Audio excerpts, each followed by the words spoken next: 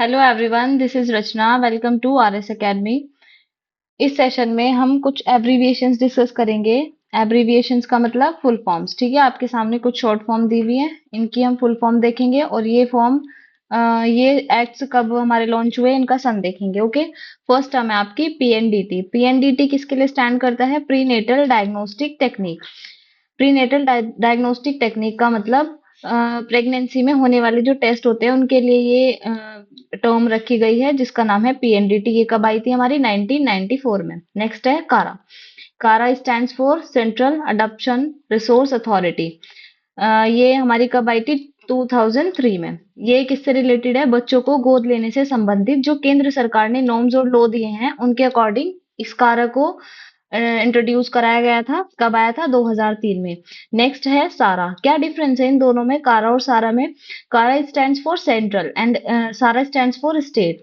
दोनों का work same ही है। ये भी नॉर्म्स बताती है और ये भी आपको नॉर्म्स बताती है। बच्चे को गोद लेने से रिलेटेड अथॉरिटीज हैं ये, जो हमें लॉज बताती हैं कि किन किन लॉज के अंदर बच्चों को गोद लिया जा सकता है और उसके बाद उनकी मेंटेनेंस कैसे करनी है। ये स्टेट लेवल पे बताती है और ये आपको सेंट्रल लेवल पे बताती है। बस यही डिफरेंस है दोनों में। नेक्स्ट आती है हामा। हामा किसके लिए स्टैंड करती है? Hindu adoption and maintenance act. कब आया था? 1956 में।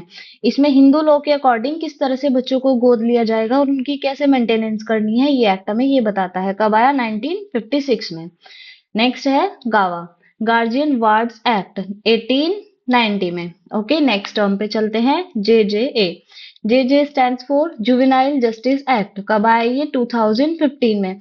ये क्या बताता है? अपराधी बच्चों से संबंधित, मतलब जो बच्चे अपराध करते हैं, छोटे 18 से कम उम्र के बच्चे होते हैं, ठीक है, उनको किस तरह की पनिशमेंट दी जानी चाहिए, किस तरह की सजा उनके लिए सरकार निर्धारित करती है, ये हमारे हमें इस एक्ट से पता लगेगा। क्या नाम है इसका? जेजेए, जुवेनाइल जस्टिस एक्ट 2015, 2015।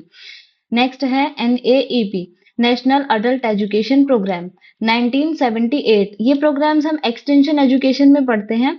एनएईपी जो अडल्ट होते हैं उनके लिए किस तरह की शिक्षा को निर्धारित किया जाना चाहिए, किस तरह की शिक्षा उनको दी जानी चाहिए, ये हमें एनएईपी इस वाले एक्ट से या प्रोग्राम से पता लगेगा। नेक्स्ट आता है पोक्सो एक्ट। पोक्सो एक्ट में क्या है? Protection of child from sexual offence. बच्चों को सेक्सुअल ऑफेंस से बचाने वाला ये प्रोटेक्शन एक्ट बना है। कब बना था? 2012 में, 2012। क्या नाम है इसका? POCSO. Next RTI, right to information, और एक है RTE, right to education.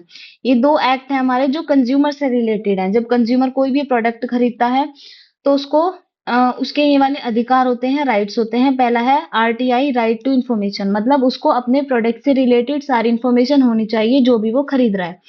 RTE, उसको उस प्रोडक्ट के लिए शिक्षित होना चाहिए, उसको पता होना चाहिए कि मैं क्या प्रोडक्ट खरीद रहा हूँ, किस तरह का खरीद रहा हूँ, उसके लिए क्या फायदे हैं और क्या नुकसान है।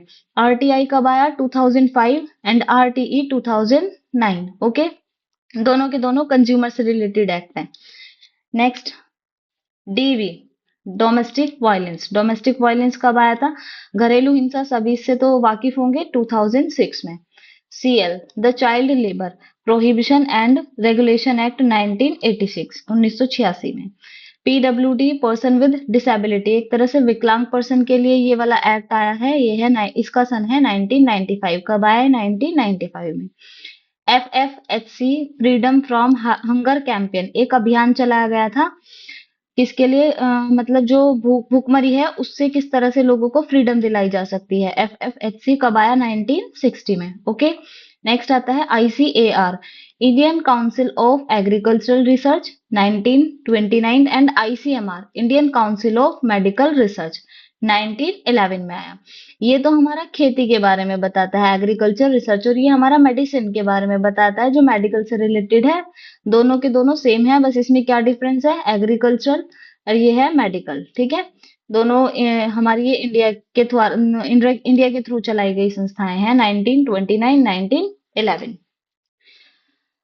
नेक्स्ट आता है FAO, food and agriculture organisation, 1945 में आया था एफएओ। नेक्स्ट आता है CFTRI, central food technology and research institute. ये कब आया हमारा? 1950 में, ठीक है।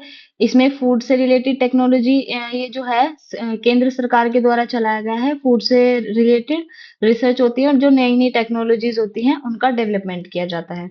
नेक्स्ट है BIS, bureau of Indian standard. ये कब आई? 1986 में।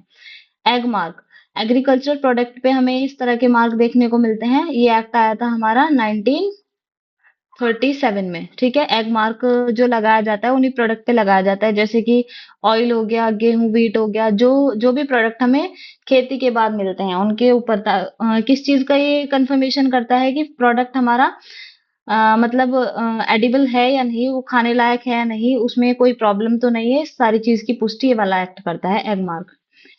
एक्ट क्या है, एक तरह से कह सकते हैं मार्क होता है उन वाले प्रोडक्ट के ऊपर। जब भी आप कोई चीज खरीदते हैं उनका पैकेट होता है, पैकेट पे ये मेंशन होता है।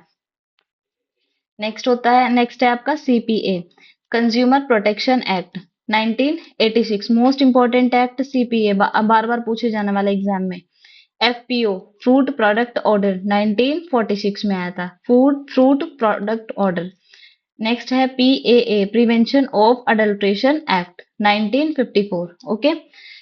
Okay, thank you so much. So आगे की कुछ टर्म्स हम अगली वीडियो में डिस्कस करेंगे। अभी के लिए आप कुछ प्रीवियस वीडियो देख लीजिए और इस वाले को अच्छी तरह से देख लीजिए 2-3 बार, क्योंकि शॉर्ट फॉर्म है। 2-3 बार आप इनको रिवाइज करेंगे, देखेंगे, तभी जाके याद होगी। स्पेशली इनके सन बार बार पूछे जाते हैं ये। Okay, thank you.